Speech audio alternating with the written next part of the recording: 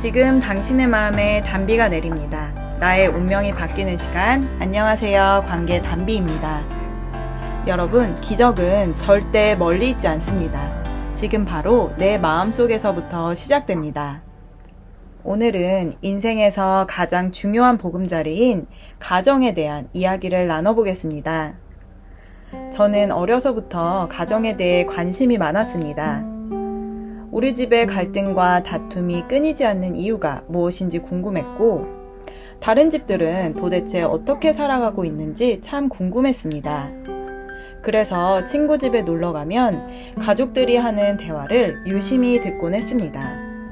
어린 저의 눈에 다른 집들은 적어도 우리 집보다는 더 화목하게 보였습니다.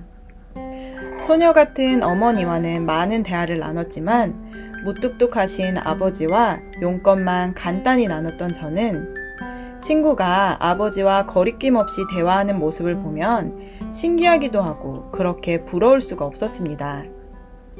그렇게 저는 아버지를 원망하면서도 한편으로는 아버지의 사랑이 늘 그리웠던 것 같습니다.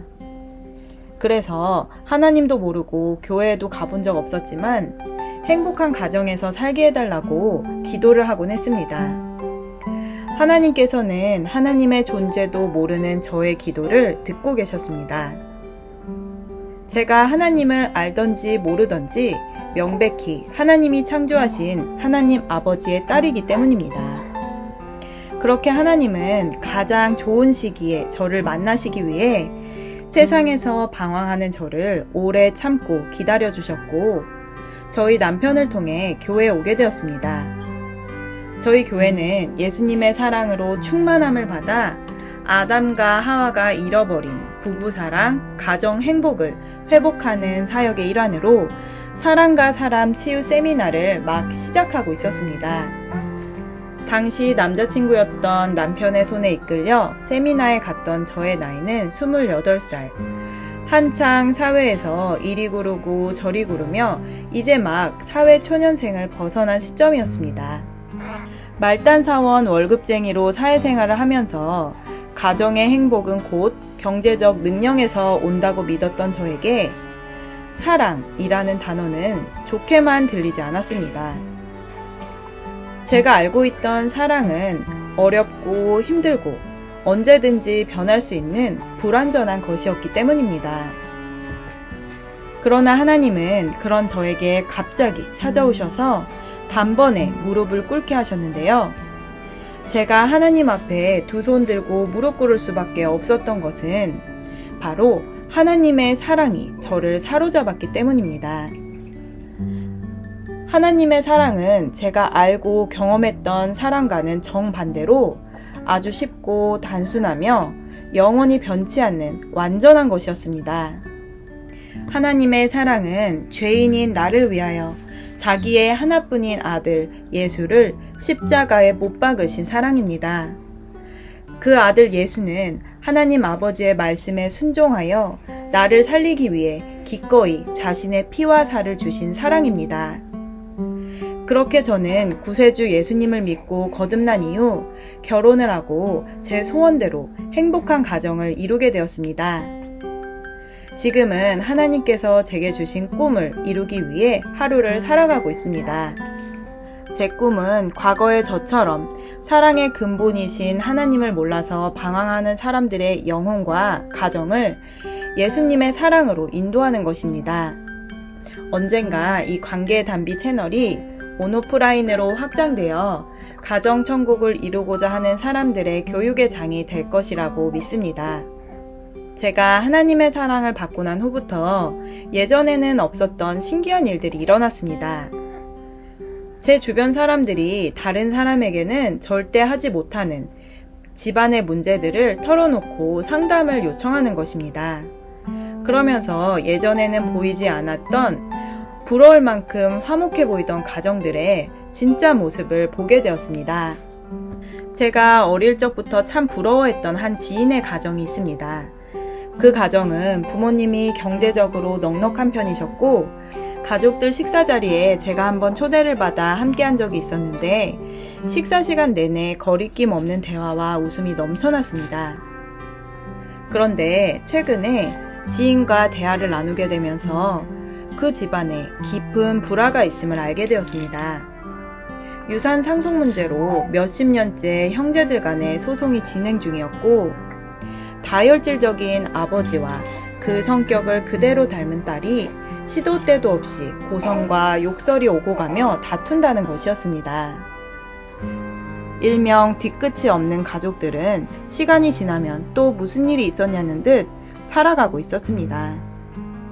이 집안 외에도 어떤 집안은 막장 드라마 같은 일들이 현실에서 일어나는 모습을 접하게 되면서 비록 무뚝뚝하셨지만 자녀들에게 잔소리를 거의 하지 않으셨던 저희 아버지께 오히려 감사한 마음까지 들었습니다. 이처럼 우리나라의 90% 이상의 가정이 엮이는 가정이라고 합니다. 가족 내의 불화와 갈등으로 인해 관계가 원활하지 않다는 의미입니다. 가정의 사전적 의미는 부부를 중심으로 혈연 관계자가 모여 사는 사회의 가장 작은 집단이라고 정의합니다. 그러나 우리나라의 가정은 유난히 부부 중심이 아닌 자녀 중심으로 이루어져 있습니다. 왜 그럴까요? 바로 부부의 사랑이 깨어졌기 때문입니다. 이것은 매우 영적인 일입니다. 부부의 관계는 육체뿐만 아니라 영혼이 하나 된 관계이며, 사전적 정의에서 그렇듯 성경적인 정의로도 부부는 가정의 중심축입니다. 중심축이 무너지는 것은 사랑으로 한 몸을 이뤄야 할 남편과 아내가 사랑이 깨어져서 너와 나로 분리되었을 때입니다. 하나님은 부부를 사랑하도록 창조하셨지만 마귀는 부부의 사랑을 깨기 위한 목적으로 살아갑니다.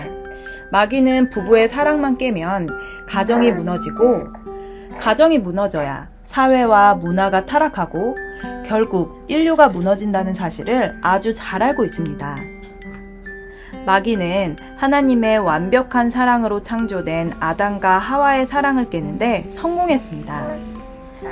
부부의 사랑이 깨어진 증거는 성관계에서 여실히 드러나는데, 하나님의 사랑으로 충만했던 부부는 한 몸을 이루는 것에 부끄러움이 없는 관계였지만, 타락한 부부는 한 몸을 이루는 것이 부끄럽고 껄끄러운 관계로 바뀌는 것입니다. 인류 최초의 성이 타락한 결과는 갈수록 참담합니다. 아담과 하와는 가정천국을 이뤘던 에덴 동산에서 쫓겨나 살면서 두 아들을 낳게 되는데요. 창세기 4장에서 그 두 아들인 가인과 아벨은 우애하고 화목할 수 없었습니다. 왜냐하면 부모인 아담과 하와의 사랑이 이미 깨어지고 하나였던 관계가 너와 나로 분열되었기 때문입니다. 살인이 무엇인지도 몰랐던 사람은 마귀의 종이 되자 마귀가 시키는 대로 미움과 분노를 키워서 결국 인류 최초의 살인인 피를 나눈 형제 사이에서 일어났습니다. 부부의 사랑이 깨지면 자녀들이 망가지고 가정은 아비규환이 되는 것입니다. 가정의 행복은 돈명의 권세를 가진 것과는 전혀 상관이 없습니다. 뉴스에서 대기업의 자녀들, 유명 연예인들이 마약, 자살, 폭력에 연루되어 나오는 것을 보셨을 것입니다.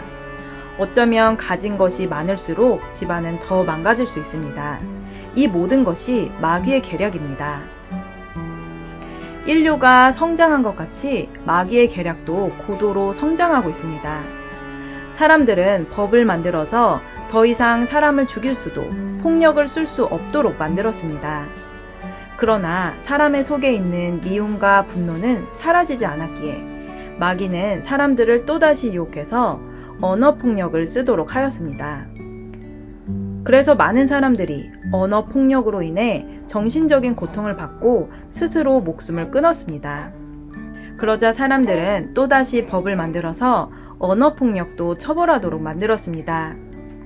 그럼에도 불구하고 사람의 속에 자리 잡은 미움과 분노는 더욱더 커져만 가고 있습니다. 마귀는 어떻게 해서든지 사람 속에 품은 미움과 분노를 표출하게 만듭니다. 사람들은 자신의 속에 있는 미움과 분노를 표출하지 못해서 술, 담배, 마약을 하고 쇼핑 중독, 폭식증, 거식증 등으로 자신의 몸을 혹사시킵니다. 시간이 흐를수록 별의별 법들이 다 만들어지고 있습니다. 이제는 상대가 나의 언행을 통해 조금만 기분이 나쁘면 나의 말이 아무리 좋은 의도로 한 말이라고 할지라도 언제든지 경찰에 신고당할 수 있는 시대가 되었습니다. 그런데 놀라운 사실은 있었다가 없어진 법들도 있습니다. 사람들은 결혼한 사람들이 짓는 간음죄를 죄가 아닌 것으로 다시 법을 바꾸었습니다. 그 후 결혼한 기혼자들은 당당하게 외도를 하고 우리나라 대기업의 한 회장님은 가족들 앞에서 당당하게 자신의 내연녀를 드러내는 모습이 화제가 되기도 하였습니다. 상류층 연예인들이 본을 보여주니 90%가 넘는 일반인들도 죄책감 없이 외도를 합니다. 또 없어져 가고 있는 법이 있습니다. 우리나라는 아직 위태롭게 지키고 있지만 미국을 비롯한 여러 나라들이 태아를 사람으로 인정하는 낙태 금지법을 없애고 언제나 자유롭게 태아를 죽일 수 있도록 낙태 금지법을 삭제하고 있습니다. 그 후 많은 사람들은 하나님 보시기에 살인죄뿐만 아니라 성의 타락으로 음란죄를 더하며 살아가게 되었습니다.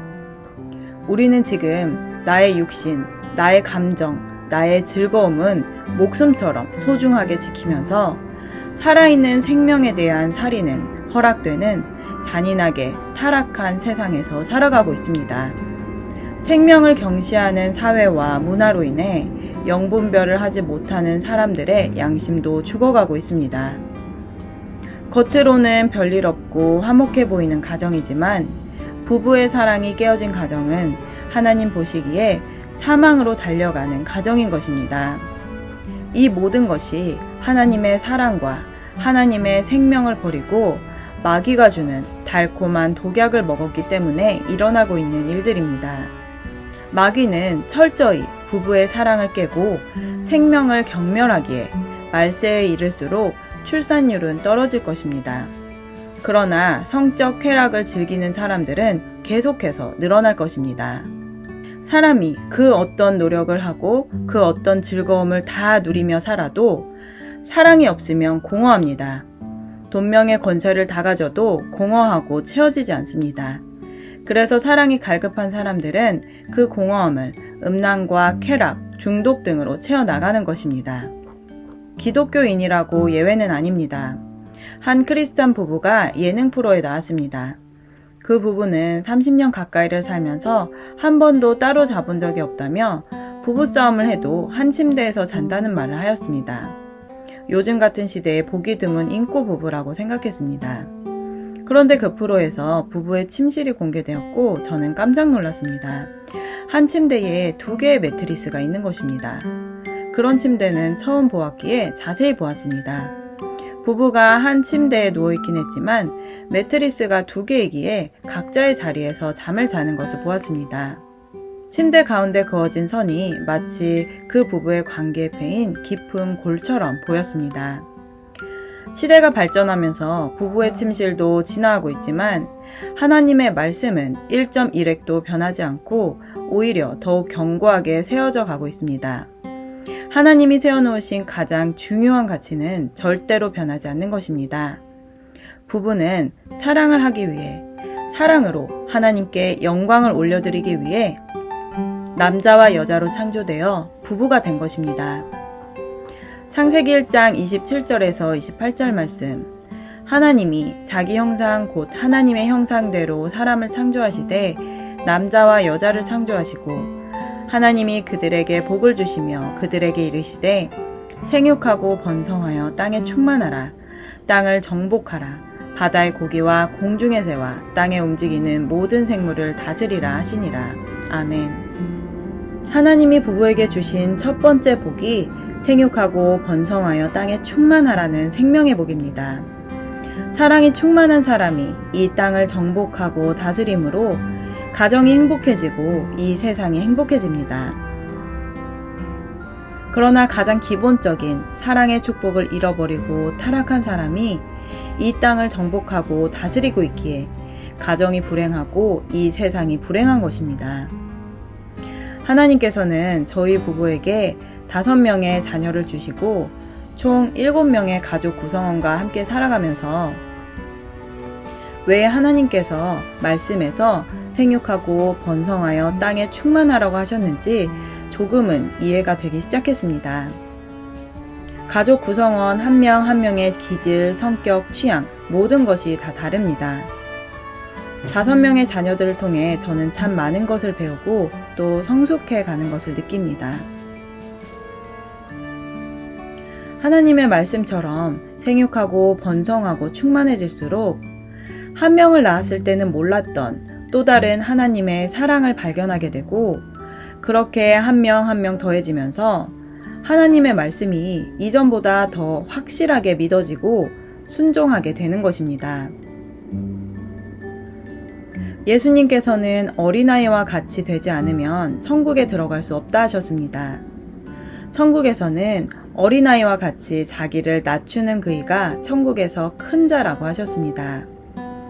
그래서 저는 부모이지만 천국에서 영원히 함께 살 형제와 자매로 우리 아이들을 바라보고 아이들에게서 배울 점을 찾곤 합니다. 최근에 제가 아이들을 통해 배운 것을 말씀드리겠습니다. 제가 5째를 출산하고 나서 머리카락이 많이 빠져서 거울을 보며 하나님께 기도하고 있었습니다. 하나님, 저 머리가 너무 많이 빠져요. 어떻게 해요? 그러자 저희 큰애가 오더니 하나님 역할 놀이를 하면서 머리카락 몇 개를 줄까? 라고 하는 것입니다. 저는 나름대로의 계산을 하고 100가닥? 아니 1000가닥만 주세요. 라고 대답을 했습니다. 그러자 아이가 그래 10,000가닥 주마 라고 하는 것이었습니다. 저는 웃음이 빵 터지면서 아멘 하였습니다. 아이가 왜 제가 말한 1000가닥이 아닌 10,000가닥을 이야기한 것인지는 알 수 없지만 그때 저는 하나님이 내가 생각하는 그 이상으로 주시는 하나님이심을 다시금 깨달았습니다.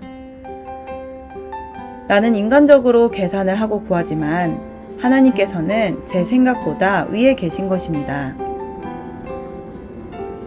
에베소서 3장 20절에서 21절 말씀. 우리 가운데서 역사하시는 능력대로 우리의 온갖 구하는 것이나 생각하는 것에 더 넘치도록 능히 하시리에게 교회 안에서와 그리스도 예수 안에서 영광이 대대로 영원 무궁하기를 원하노라. 아멘. 또 둘째는 요즘 친한 친구들에게 전도를 하려고 노력합니다. 친한 친구 2명이 있는데 부모님을 따라 절에 다닌다고 하였습니다. 딸은 그 친구들이 지옥에 갈까봐 너무 걱정이 된다고 하기에 예수님을 전해보라고 하였습니다. 혹 친구들이 싫다고 해도 상처받지 말고 나중에 또 이야기해보라고 했습니다. 그런데 아이가 얼마 전에 친구들에게 예수님을 믿으라고 이야기를 했다고 합니다. 그러자 친구들의 반응은 썩 좋지 않았고 어떤 친구가 부처님을 믿어도 천국에 갈 수 있다고 했답니다. 저 같아도 그런 말을 하는 사람 앞에서 어떻게 말을 해줘야 하나 고민이 되었습니다. 그런데 저희 딸이 이렇게 말해주었다고 합니다. 예진아, 예수님이 너를 위해 십자가에 못 박혀 죽으시고 다시 살아나셨어. 여러분, 이보다 더 아름답고 지혜로운 전도가 있을까요? 저도 생각지 못한 대답을 아이는 너무나 순수하게 있는 그대로 전했다는 그 말을 듣고 남 눈치 보느라 진짜 복음을 전하지 못했던 제 모습이 너무나 부끄러웠습니다. 누가복음 12장 8절에서 9절 말씀. 내가 또한 너희에게 말하노니 누구든지 사람 앞에서 나를 시인하면 인자도 하나님의 사자들 앞에서 저를 시인할 것이요 사람 앞에서 나를 부인하는 자는 하나님의 사자들 앞에서 부인함을 받으리라. 아멘. 다음으로 셋째의 이야기입니다. 얼마 전 남편과 대화를 하다가 남편이 셋째는 무언가를 원하면 해줄 때까지 말을 해서 어쩔 수 없이 해주게 된다는 말을 하는 것이었습니다. 생각해보니 정말 저희 셋째는 포기를 모르고 원하는 것을 쟁취하는 아이였습니다. 그 모습을 보며 우리 부부는 우리도 선호처럼 하나님이 해주실 때까지 구하자고 하였습니다. 누가복음 18장 7절 말씀. 하물며 하나님께서 그 밤낮 부르짖는 택하신 자들의 원한을 풀어주지 아니하시겠느냐? 저희에게 오래 참으시겠느냐? 저희 넷째는 이제 막 2돌이 지난 애교 많은 딸입니다. 아이 이름이 선희, 한자로는 기쁠 희자로 할아버지 목사님께서 지어주셨습니다. 그런데 정말 이 아이가 우리 온 가족에게 얼마나 큰 기쁨과 웃음을 주는지 모릅니다. 웃을 때도 다른 아이들과 다르게 코를 찡긋하며 웃는 모습이 너무나 예뻐서 앞에 있는 사람의 얼굴에 저절로 웃음꽃이 피어납니다. 넷째를 보면서 저도 저렇게 사람의 마음문을 활짝 여든 웃음으로 사람에게 기쁨을 주는 사람이 되어야겠다고 생각합니다. 마지막으로 5째는 지난주 5째 출산 후기 영상에서 말씀드린 것처럼 예정일보다 보름이나 일찍 하나님께서 갑자기 새벽에 양수를 터뜨리시고 긴박하게 낳게 하신 아들입니다. 태어나서 보니 탯줄이 꼬인 것도 아니고 매듭이 지어져 있었습니다. 예정일대로 낳았다면 생명이 위험할 수도 있었던 것입니다. 5째는 제가 임신 중에 유난히 울면서 기도를 많이 했던 아이입니다. 슬픔의 눈물은 아니었고 무언가 설명할 수 없는 감동의 눈물이었습니다. 그러면서 저도 모르게 하나님이 이 아이를 주님의 사랑으로 복음을 전하는 데 귀하게 사용해달라는 기도가 나오고 확신이 드는 것입니다. 예전에 큰 아이들을 임신했을 때도 물론 간절히 아이들을 축복으로 기도했지만 이렇게 눈물을 흘리면서 기도했던 아이는 처음입니다. 아마도 제가 생명을 한 명 한 명 낳으면서 생명에 대한 가치와 존귀함을 더욱더 잘 알게 되었기 때문인 것 같습니다. 하나님께서 이 아이를 어떻게 인도해 나가실지 저는 아무것도 모르지만 하나님께서는 아이를 하나님께 맡기고 그저 한나처럼 기도하는 어머니가 되라는 마음을 주셨습니다. 5째는 제게 생명의 주인이신 하나님에 대해 더욱 깊이 일깨워 주었습니다. 요한복음 11장 25절에서 26절 말씀, 예수께서 가라사대 나는 부활이요 생명이니 나를 믿는 자는 죽어도 살겠고 무릇 살아서 나를 믿는 자는 영원히 죽지 아니하리니 이것을 내가 믿느냐? 아멘. 여러분, 하나님께서 남자와 여자를 만드신 이유는 남자와 여자가 한 몸이 되어 가정천국을 이루기 위함입니다. 가정의 행복의 시작도 끝도 오직 하나님께 있습니다. 우리 주 예수께서 마귀에게 빼앗긴 부부의 사랑, 가정의 행복을 되찾아 주시기 위해 오셨습니다.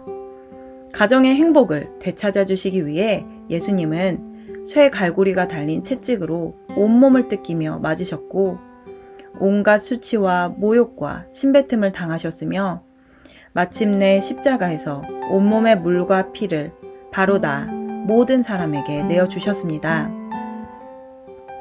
마귀의 종이 된 사람이 마귀의 속박에서 벗어나 하나님의 자녀로 거듭날 수 있는 방법은 그것 하나뿐이었기 때문입니다. 예수님의 생명을 받아야만이 사람의 속에 있는 선악과를 먹은 불순종의 죄악, 미움과 분노에 옛 사람이 죽고 새로운 피조물로 거듭날 수 있기 때문입니다. 그 예수님께서 저와 여러분을 부르십니다.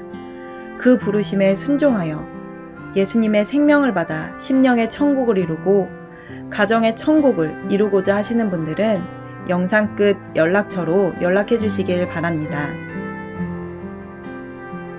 오늘 영상은 여기까지입니다. 끝까지 시청해주신 여러분 감사드립니다. 영상이 도움되셨다면 구독, 좋아요, 알림 설정을 부탁드립니다. 누구나 아름답습니다. 누구나 희망이 있습니다. 이상 메마른 관계의 단비 같은 소식을 전하는 관계의 단비였습니다. 오늘도 행복한 하루 되세요. 감사합니다.